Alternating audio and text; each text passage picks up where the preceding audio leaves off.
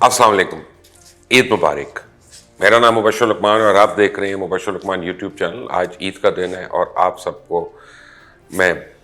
दिल की गहराइयों से ईद मुबारक कहना चाहता हूँ। और यहाँ पे अब बड़ी बातें हैं जो इंसान कर सकता है, लेकिन कुछ बात मैंने करनी है क्योंकि ये मेरी ज़िंदगी का सबसे एक आप समझें कि मुश्किल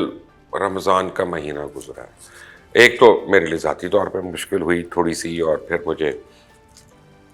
उसके बाद जो महीने में होता रहा वो भी मैं देख के बड़ा मैं दुखी भी हुआ। अब मैं उम्र के उस हिस्से में आ गया हूँ कि जहाँ पे हर रोज़ इंसान हर दफ़ा हर एक के साथ लड़ाई और झगड़ा ना कर सकता है, ना करना चाहता है, ना हौसला है। वो हुआ ये है कि जब रमज़ान शुरू हुआ तो पहला हफ़्ता था तो मैं यूके में था, लंदन में था, और मैंने बताया नहीं ज़्यादा लोगों को, और मैं अपने होटल के अंदर से ही टेम्स के किनारे पे बैठ के मैं वीडियोस करता रहा था, तो लोग समझे कि ठीक है। अब मुझे वहाँ पे शदीद बुखार और फ्लू वगैरह हो गया, और बाद में सस्पेक्टेड वो ओमिक्रॉन भी था, कोविड यानी। एहतियात तो मैंने की उसकी जो हो सकती थी, लेकिन बहरहाल उसकी एक तकलीफ़ थी जो 6-7 दिन काफ़ी रही, और यूके में वो बड़ा फैला हुआ था उस वक्त वहाँ पे। फाइनली जब मुझे क्लियर किया और मैं एयरलाइन से मैं वापस आया, तो पाकिस्तान आते ही वो जिसे कहते हैं सर मुंडाते ही ओले पड़ गए। वो इस तरह से कि इतनी शदीद इस रमज़ान के महीने में नफ़रत आमेज़ ट्वीट्स देखी हैं, पोस्ट देखी हैं, व्हाट्सएप मैसेजेस पे मैंने ग्रुप्स के अंदर जब मैं देख रहा था गालम गलोच हो रही थी, कोई इस जमात के लिए, कोई उस जमात के लिए, कोई उस लीडर के लिए, कोई उस लीडर के लिए। और मैं ये सोच रहा था कि यार, रमज़ान का तो एक ऐसा महीना है कि जिसमें हम सारे जो हैं हमेशा हम जो है वो लिहाज करना शुरू हो जाते हैं, और हम बर्दाश्त हमारी हो जाती है। और हम में से ऐसे भी लोग होते हैं जिनका रोज़ा नहीं होता, लेकिन उसके बावजूद वो बर्दाश्त करते हैं क्योंकि एहतराम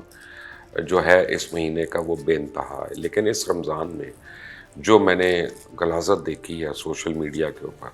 और लड़ाई झगड़े देखे हैं, वो पता नहीं मैं कब हम अब अपने बच्चों को बताएंगे कि नहीं इससे पहले ऐसा नहीं होता था, ये पहली बार ही ऐसा हुआ। क्योंकि लगता ही है कि अब ये बातें समझ नहीं आएंगी किसी को। अब कल इमरान खान ने कॉल दी हुई थी कि जी चांद रात पे सारे बाहर निकलें और सेलिब्रेट करें, तो उनके जो नाकदीन हैं वो मुझे कह रहे हैं कि चांद रात पे तो जी लोग होते ही बाहर हैं, तो अब 20 लोग झंडा उठा के बाहर निकले होंगे या 100 लोग, और वो पूरा ट्रैफिक ब्लॉक होगा, तो वो पूरी दुनिया को तस्वीरें ये देंगे कि देखो पाकिस्तान तहरीक इंसाफ की कॉल पे करोड़ों लोग बाहर निकल आए हर शहर में, क्योंकि वो तो ईद की रात को वैसे ही होता है। मैं कहा करने दें, कोई बात नहीं। हर एक को राइट होना चाहिए अपनी पॉलिटिकल एक्टिविटी करने का जिस तरह वो मुनासिब समझे। अगर आप भाई मुस्लिम लीग नून के या पीपल्स पार्टी के या JUI के झंडे निकाल के निकलना चाहते हैं, आप निकलें, आपकी मर्ज़ी है। लेकिन यह है कि आप एक दूसरे को बर्दाश्त करें। आप आमने सामने आए तो लड़ाई झगड़ा ना करें, लेकिन यहाँ पे अब ये मुमकिन नहीं है। फिर जो मस्जिद नबवी के अहाते में हुआ, वो उसके ऊपर जितना दुख का इजहार किया जाए वो कम है। लोग तमहीद बांध रहे हैं, लोग कह रहे हैं कि ये सही है तो वो गलत है, या उसको ये ना कहें तो क्या कहें। मैं सिर्फ ये कह सकता हूँ कि जब आप एक ऐसी जगह पे हो, हरम शरीफ में हो, रोज़ा रसूल के आगे हो, मस्जिद नबी में हो या उसके करीब हो, आप मक्का में हो, मदीने में हो, आप उनके अहाते की तो बात ही छोड़ दें। वहाँ पे भी आप ये सोचें अगर कि यार यहाँ कौन सी हस्तियाँ जो थी वो उनके कदम इस ज़मीन से गुजरी हैं और हम उधर चल रहे हैं, तो वही आपको अल्लाह के आगे सजद सुजूद करने के लिए काफ़ी है। जब आप ये देखें कि उस सरज़मीन पे कितने पैगंबर, कितने अंबिया, कितने सहाबाए कराम, कितने सहाबियाँ और कितने नेक लोग जो हैं वो वहाँ पे उनकी तदफीन हुई हुई है, तो उस ज़मीन पे किस और रोज़ा रसूल है, तो वहाँ पे किसकी आवाज़ ऊंची हो सकती है और कौन ऊंची आवाज़ में बात कर सकता है। बहरहाल ये अपने अपने फेथ की बात है, ये अपने अपने बिलीफ की बात है। जिसको ये बात नहीं समझ आती उसके लिए कोई बड़ी बात नहीं है, और जिसको समझ आती है उसके लिए यही बड़ी बात है। लेकिन अब हो क्या रहा है, अब रमज़ान तो ख़त्म हो गया, आज ईद का दिन है, 3 छुट्टियाँ भी आ गई। अब 3 छुट्टियों के बाद क्या होगा? पहले तो आज का दिन अल्लाह करेगा ज़रा बेहतर गुजर जाए। इतनी लोड शेडिंग हो रही है पिछले 1 महीने से, पता नहीं ईद के दिन में अब सारा दिन में क्या हाल होता है گرمی ہے وہ دبا کر پڑ رہی ہے، ٹیمپریچرز بے انتہا ہیں، لیکن یہ ہے کہ اوپر سے لوڈ شیڈنگ ہے، تو دیکھتے ہیں اگلے 1-2 دن میں لوڈ شیڈنگ کتنی رہتی ہے اور کتنی نہیں رہتی ہے، لیکن we'll have to live with certain things in life، اور یہ ان میں سے ایک ہے، کیونکہ پچھلے 50 سال میں 1 سال کی بات نہیں کر رہا، 5 سال کی بات نہیں کر رہا، 50 سال کی بات کر رہا ہوں، جس طرح سے ہم نے پاکستان کو مس مینج کیا ہے، اور جس طرح سے جس کا جو بس چلا ہے، وہ سیاستدان کی بات نہیں میں کر رہا، وہ چاہے کلرک ہو، چاہے ڈسپنسری کا آدمی ہو، چاہے وہ رپورٹر ہو، چاہے وہ کوئی وکیل ہو، چاہے وہ کوئی بھی آپ پروفیشن اٹھا لیں، چاہے وہ ٹماٹر بیچنے والا ہے، سبزی بیچنے والا ہے، ہر ایک نے کہیں نہ کہیں لوٹ کھسوٹ ضرور کی ہے اس ملک میں، اور کسی نہ کسی لیول پہ کی ہے، ہر طبقے کے لوگوں نے تو کی ہے کم از کم، لیکن اللہ کا ایک بڑا احسان ہے، اللہ کا ایک بڑا کرم ہے کہ آپ دیکھیں کہ ایک ایسا ملک جس کے پاس سپوزڈلی کچھ نہیں، اور 70 سال لوگ اس کا گوشت کھاتے رہے ہیں، اس کو بھنبوڑتے رہے ہیں، اور وہ ملک الحمدللہ قائم و دائم ہے۔ تو اس کا مطلب ہے کہ پاکستان کے اوپر اللہ کی بڑی مہربانی ہے، اور اللہ کی بڑی اس کے اوپر شفقت ہے کہ پاکستان ابھی تک قائم و دائم ہے۔ اس سے آدھے سے بھی کم مسائل جن ممالک کے ہوئے وہ ٹوٹ پھوٹ کا شکار ہو گئے اور سسک کے رہ گئے۔ ابھی آپ حال ہی میں آپ سری لنکا میں دیکھ لیں، آبادی ان کی 2.5 کروڑ ہے، ان کے فارن ایکسچینج ریزرو ایگزیکٹلی اتنے ہیں جتنے ہمارے پاس ہیں، لیکن اب وہاں پہ لوگوں کے پاس پیسے ہیں ڈالنے کے لیے تیل نہیں ہے، پیسے ہیں علاج کے لیے دوائیاں نہیں ہیں، پیسے ہیں سرجری نہیں ہو سکتی کیونکہ اس کے انسٹرومنٹس نہیں ہیں، جو بھی اس کے دوائیاں چاہیے ہوتی ہیں مجھے نہیں پتہ، لیکن وہ تو ڈاکٹرز رات بتا سکتے ہیں، وہی ان کو اویلیبل نہیں ہے، لائف سیونگ ڈرگز نہیں ہیں۔ تو آپ دیکھیں کہ یہ ہمارے اوپر کتنا کرم ہے اللہ کا کہ ہمارے مسائل ان سے کہیں زیادہ ہیں، کیونکہ 24 کروڑ عوام ہیں، لیکن بہرحال ہم چل رہے ہیں، ہم عید بھی منا رہے ہیں، ہم نے رمضان بھی منایا، انشاءاللہ ہم بقرعید بھی منائیں گے۔ یہ اگلے 3 مہینے بڑے آپ سمجھیں کہ تکلیف دہ ہوں گے، اور وہ اس لیے میں کہہ رہا ہوں کہ ہماری پولیٹیکل پولرائزیشن اتنی زیادہ ہو گئی ہے کہ ہم گالم گلوچ میں اتنا آگے نکل گئے ہیں، نفرت میں ہم اتنا آگے نکل گئے ہیں کہ پتہ نہیں کیا ہو، کسی کو کوئی روکنے والا ہی نہیں، کوئی کسی کی عزت کرنے کے کو گوارا نہیں ہے، کسی کو جس مرضی شعبے کو لے لیں، ہم کوئی اٹھ کے کھڑا ہو کے کہہ رہتا ہے اینے کی کتا اور ایتے ایسا ہے ایتے ایسا،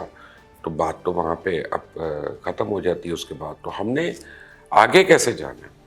تو کم از کم ایک معاشرے کو تو ہم اتنا خراب نہ کریں، ہم اس معاشرے کی تو قدر کر سکیں، ہم اپنی سوسائٹی کی جو ہے اس کے تو فائبر کو ہم انٹیکٹ رکھ سکیں۔ ہم پہلے تو لسانیت میں ہم لڑائی کرتے رہے، پھر ہم فرقہ واریت میں لڑائی کرتے رہے، پھر ہم صوبائیت کے اندر لڑائی کرتے رہے، اور اب ہم جو ہے اپنی پالیٹکس کے اوپر گھر والوں سے لڑ رہے ہیں، دوستوں سے لڑ رہے ہیں، عزیز و قارب سے لڑ رہے ہیں، جس کی بھی کبھی ہم نے عزت کی ہم اس سے لڑ رہے ہیں، اور اس کو اب بے عزت کرنے پہ ہم